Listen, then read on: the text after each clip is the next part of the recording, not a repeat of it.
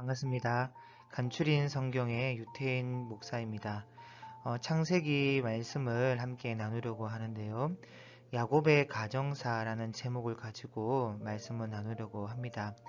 매일 성경 본문은 창세기 37장에서 50장까지 말씀이지만 야곱의 가정사를 제대로 좀 들여다보려면 창세기 25장부터 자세하게 살필 필요가 있어서 창세기 25장부터 50장까지 총 4개의 파트로 짧게 끊어서 말씀을 좀 나누어 보려고 합니다.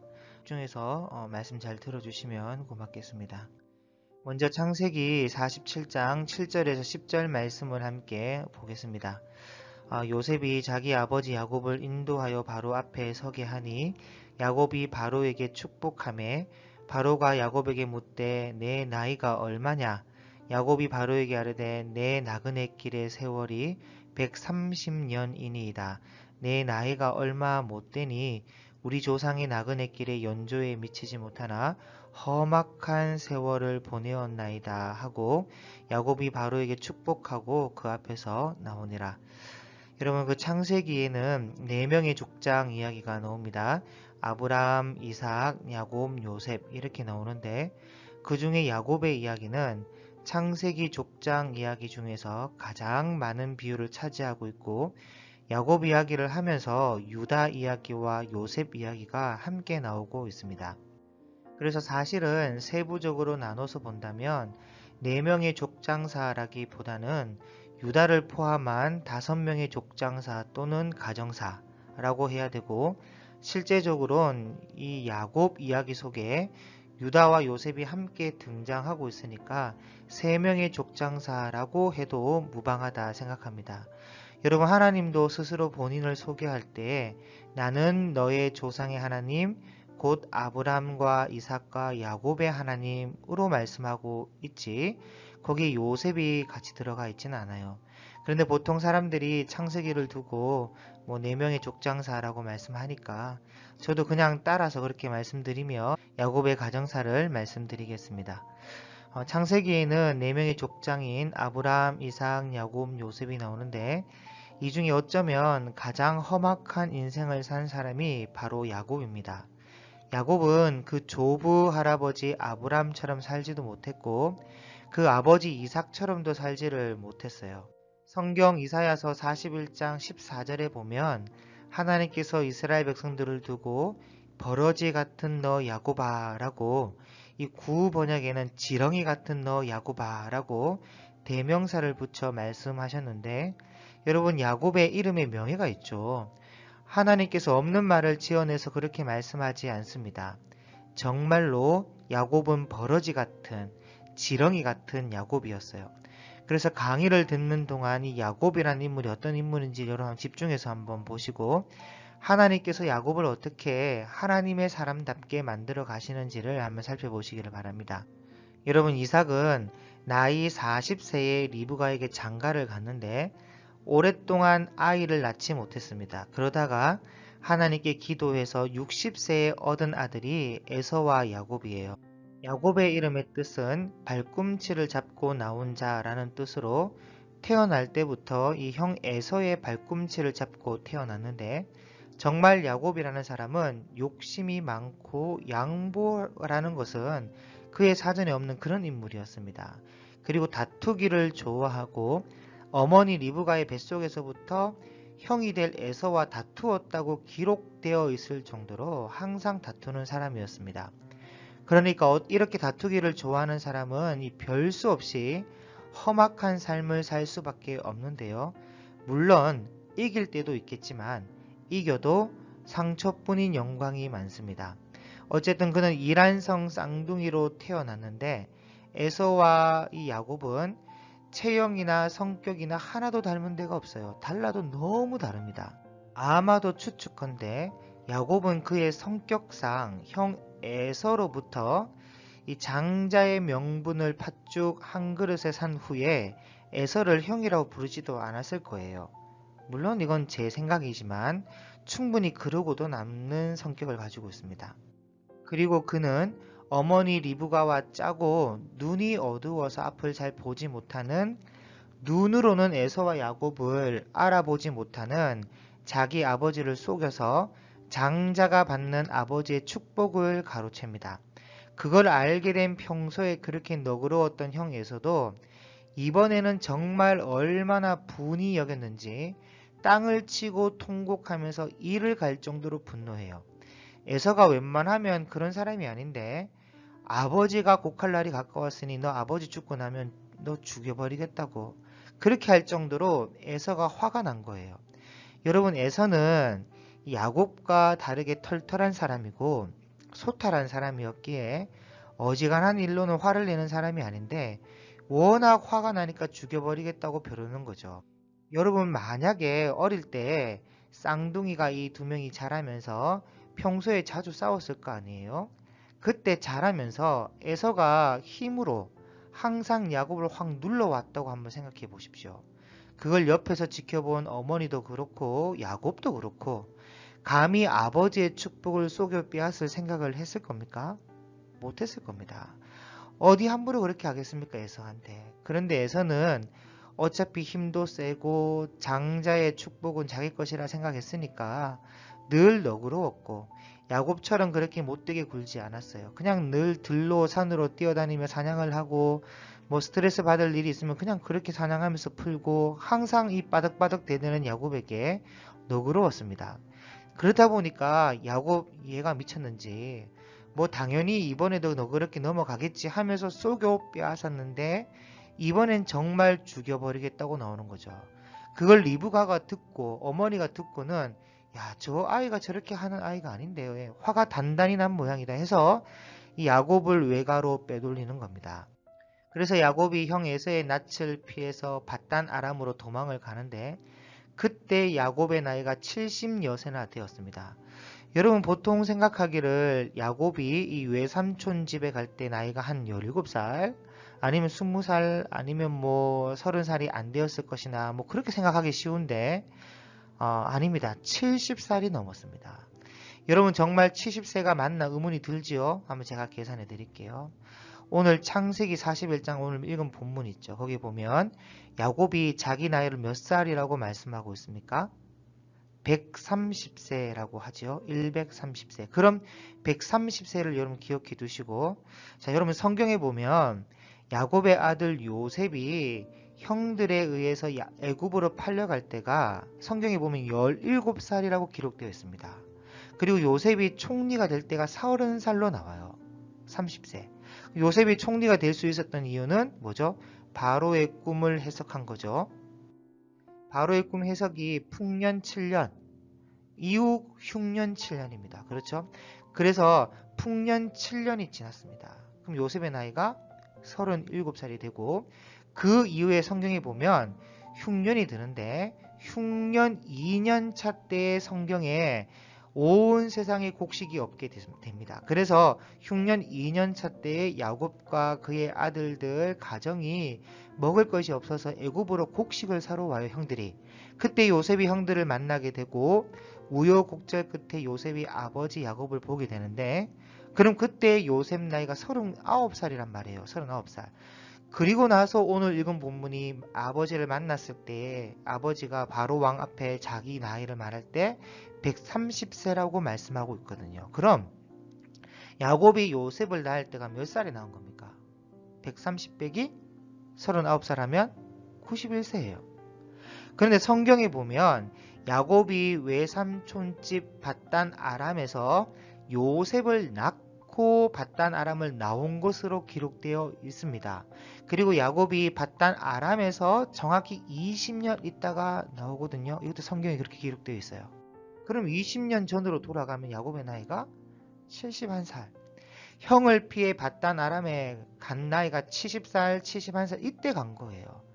물론 여러분 71세라고 해도 147세까지 산 야곱을 봤을 때는 신체적 나이는 오늘날 뭐 30대 정도 된다고 보시면 됩니다. 그러니 장가 가도 아들 낳을 수 있어요.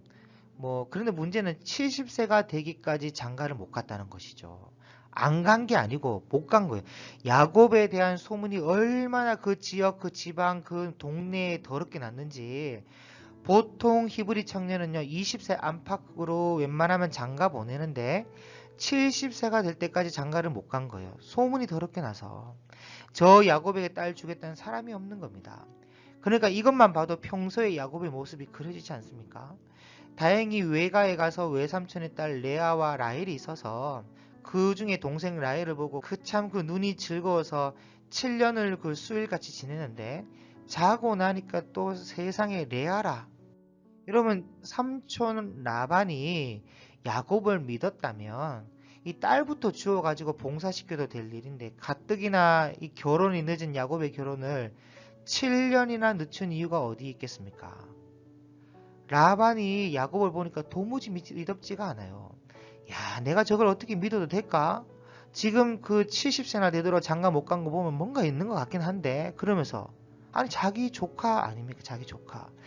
원래 이 라반이 괜찮은 사람이거든요. 옛날에 그 아브라함의 종 다메섹 엘리에셀이 리브가를 데리러 왔을 때 이삭의 와이프 리브가를 데리러 왔을 때 엘리에셀의 말을 쭉 들어보더니 이 모든 일들은 여호와로 말미암은 것이기 때문에 인간이 감히 가타부타할 수 있는 성질일 것이 아니다. 이렇게 할 정도로 사리 분별이 분명한 사람이 라반인데 이 야곱이 들어온 날부터 라반 이 사람이 이상해집니다.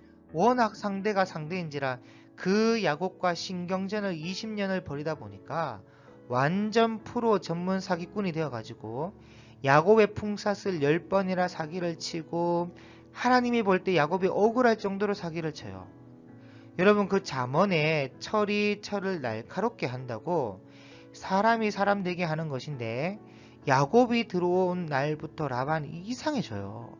야곱이 얼굴이 좀 예쁘고 날씬하고 여자답고 뭐 눈매가 뛰어난 이런 라헬을 사모하면서 7년을 봉사하고 결혼했는데 자고 나니까 뭐 또 그렇게 생긴 레아가 나오니까 얼마나 충격을 받았는지 라반에게 항의하지만 이미 엎질러진 물이라 뭐 동생을 언니보다 먼저 시집 보내지 못한다나 어쩐다나 하면서 사기를 치는 겁니다. 사실 그런 거 없거든요.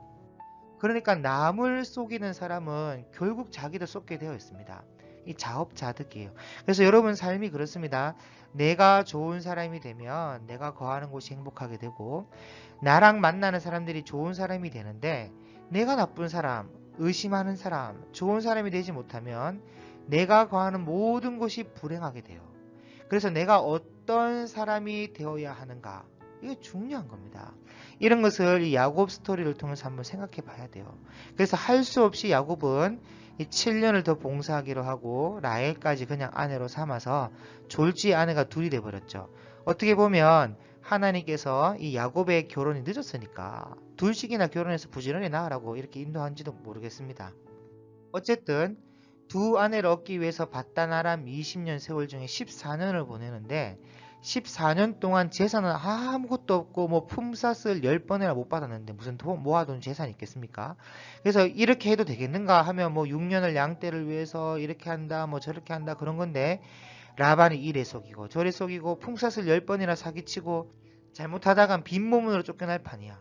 안 그래도 지금 84세인데 세상에 남은 건 아내 둘과 7년 동안 낳은 자식밖에 없는 거예요.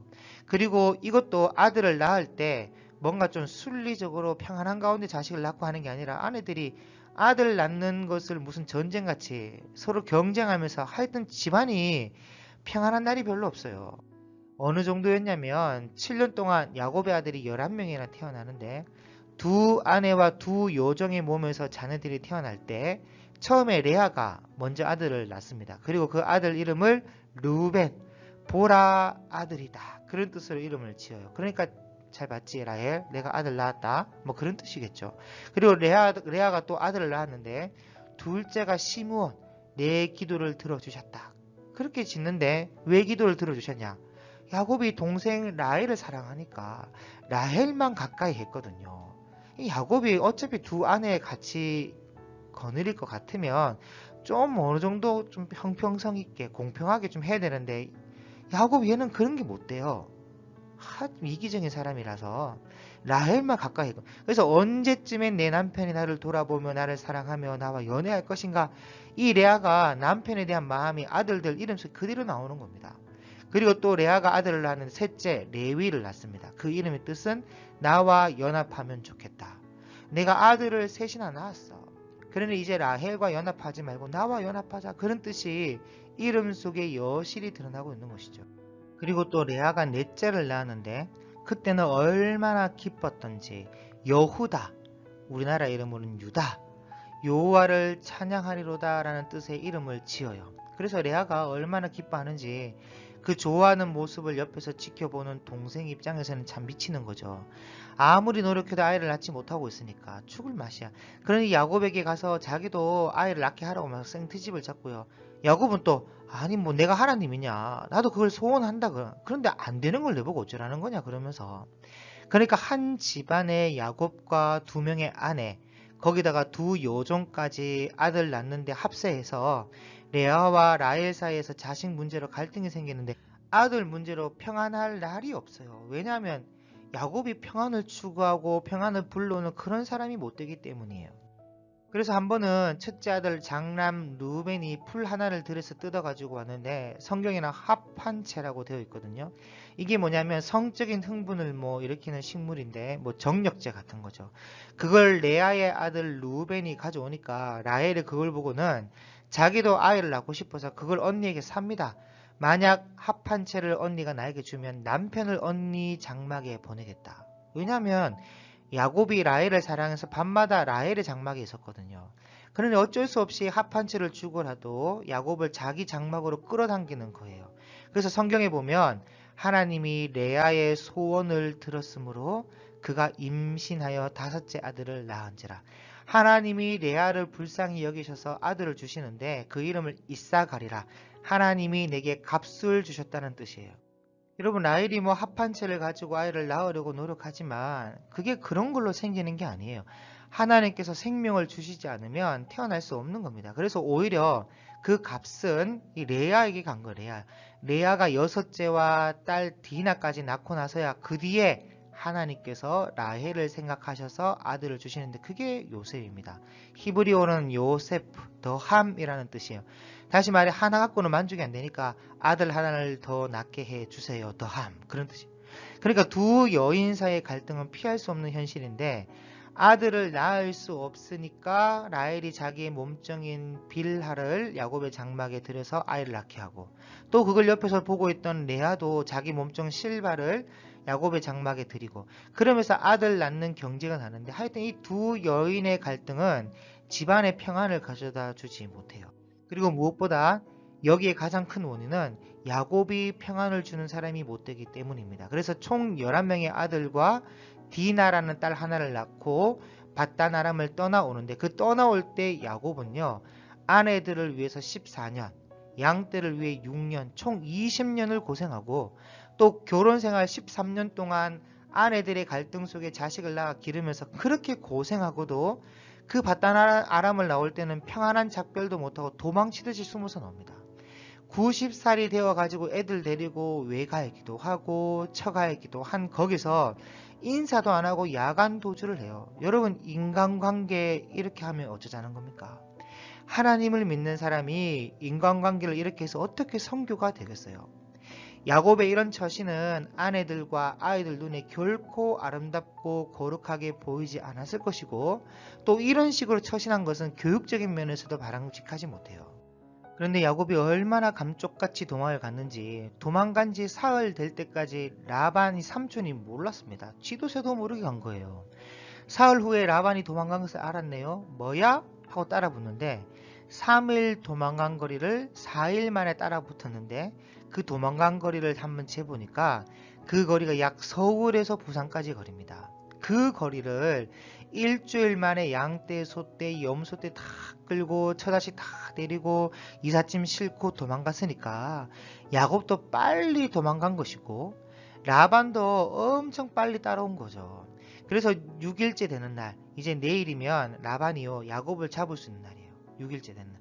하나님께서 그날 밤에 꿈에 나타나셔가지고 내 이놈 하며 일침을 놓습니다. 내 종 야곱에게 선악간에 말하지 마. 알았어? 선악간에 말하지 말라는 거 보면 야곱이 악하게 낙한 거죠. 너 선한 야곱을 왜 악한 이놈이 따라잡느냐. 그렇게 말하신 게 아니고 내 종 야곱이 선하든지 악하든지 말하지 말라는 거예요. 여러분 야곱이 70살 때에 밧단 아람으로 도망가면서 베델이라는 곳에서 하룻밤을 잔 적이 있거든요. 그때 꿈속에서 사닥다리가 하늘과 땅이 연결되어서 천사가 오르락내리락 하는 모습을 볼 때에 하나님께서 야곱에게 약속한 말씀이 있습니다. 그게 창세기 28장 14절 15절 말씀이 중요한 말씀이 한번 읽어볼게요. 내 자손이 땅에 티끌같이 되어 네가 서쪽과 동쪽과 북쪽과 남쪽으로 퍼져나갈지며 땅의 모든 족속이 너와 내 자손으로 말미암아 복을 받으리라. 내가 너와 함께 있어 네가 어디로 가든지 너를 지키며 너를 이끌어 이 땅으로, 이 땅이란 말은 아버지 이삭이 살고 있는 땅, 가나안 땅, 약속의 땅, 이 땅으로 돌아오게 할지라. 내가 네게 허락한 것을 다 이루기까지 너를 떠나지 아니하리라 하신지라. 이게 하나님 약속이에요. 하나님 약속. 그때 야곱이 잠에 깨어서 베고 잤던 돌을 세워가지고 기름을 붓고 하나님께 소원하는 말이 야곱이 한 말입니다. 하나님이 나와 함께 계셔서 내가 가는 이 길에서 나를 지키시고 먹을 떡과 입을 옷을 주시어 내가 평안히 아버지 집으로 돌아가게 하시오면, 아버지의 집, 이삭이 있는 집, 가나안 땅이에요. 여호와께서 나의 하나님이 되실 것이요 내가 기둥으로 세운 이 돌이 하나님의 집이 될 것이요 하나님께서 내게 주신 모든 것에서 10분의 1을 내가 반드시 하나님께 드리겠나이다. 이렇게 하나님과 서로 약속한 것이 있는데 하나님은 잊지 않고 다 기억하고 계셔서 지금 라반의 칼에서부터 보호하시는데 야곱은 이 약속을 다 잊어버립니다. 만약에 야곱이 라반의 집에서 도망갈 때 하나님의 말씀을 기억하고 있고 또 그 하나님을 신뢰했더라면 이렇게 도망가지는 않았을 거 아니에요. 숨어 도망가듯이. 그리고 무엇보다 자기가 아버지의 집으로 돌아가게 하시오면 하면서 기도해 놓고는 아버지의 집으로 돌아가지 않아요. 이것 때문에 나중에 문제가 생기는데 딸 디나가 강간을 당하고 아들 2명이 세겜 땅에 있는 남자들을 다 죽여버리는 피냄새를 풍기게 되고, 이 피냄새 소문인데 이 소문 때문에 누구도 야곱 집안의 아들들과 결혼시키려고 하지 않아요. 그런 소문 듣고 누가 딸 주겠습니까? 그래서 장자 루벤이 점점 나이가 들어가더니 아버지의 아내, 어머니 뻘되는 비라의 침대에 올라가서 동침해버리고, 이게 전부 다 뿌린 대로 거두는 건데 누구 때문이냐? 야곱 때문이야고. 야곱은 하나님 말씀을 잘 새겨듣고 이해하려는 자세가 없었습니다. 자기 멋대로 자기 생각, 자기 기분, 자기 고집대로 자기 이기적인, 그러니까 믿음을 가져도 이런 믿음을 가진 사람이 야곱이에요. 여러분, 이런 사람들은 하나님의 말씀에 대해 세밀하게 관찰하지 않습니다. 하나님 말씀을 잘 들으려고 하지도 않고 또한 하나님의 말씀이 귀에 세밀하게 들려오지도 않아요. 그러면 그 결과가 아까 앞에서 말씀드렸던 것처럼 처참하게 될 수밖에 없습니다.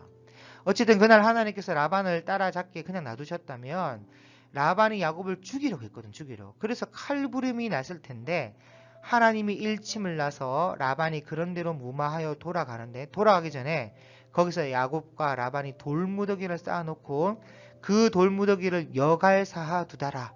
이 돌무더기를 넘어가서 서로 해치지 말자. 세상에 자기 삼촌이기도 하고 장인과 사이사이에 상호불가침조야. 그걸 넘어가서 서로 해치지 말자. 그런 조약을 맺는 거예요. 여러분, 인간관계가 이래서 되겠습니까? 야곱은 이런 사람이에요. 야곱은. 자, 오늘 준비한 야곱의 가정사 파트 1은 여기까지인데요. 이 파트 1을 좀 정리 좀 하자면, 야곱은 양보할 줄 모르고 다투기를 좋아하며 평안을 주지 못하는 사람이었습니다. 그렇다 보니까 사람들과의 관계가 평탄하지 못해요. 먼저 그 가정이 평탄하지 못해 아내들이 자식 낳는 경쟁이 있었고, 이건 전적으로 남편 책임입니다. 남편이 어떻게 하냐, 어떻게 다스리냐 따라. 야곱이 라헬을 너무 편해. 시기 질투나도록. 그리고 장인과 칼부림이 일어날 만큼 인간관계를 제대로 맺지 못했습니다.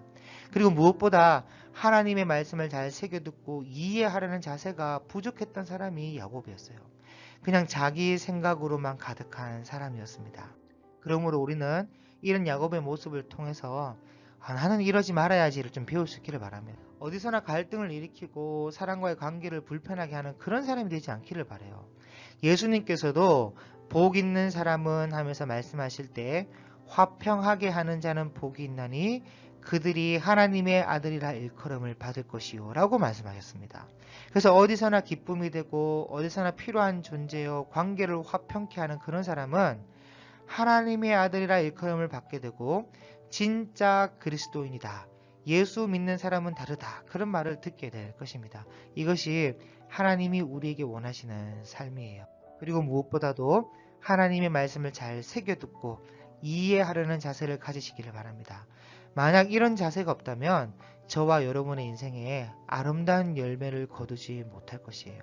잠언에 있는 말씀처럼 사람이 귀를 돌려 율법을 듣지 아니하면 그의 기도도 가증하다. 묵시가 없으면 백성이 방자히 행하거니와 율법을 지키는 자는 복이 있느니라. 그러므로 하나님의 말씀을 잘 듣고 또 순종하여 기도 응답도 받고 방자히 행하지 않는 하나님의 사람으로 살아갈 수 있기를 주님의 이름으로 축복합니다. 감사합니다.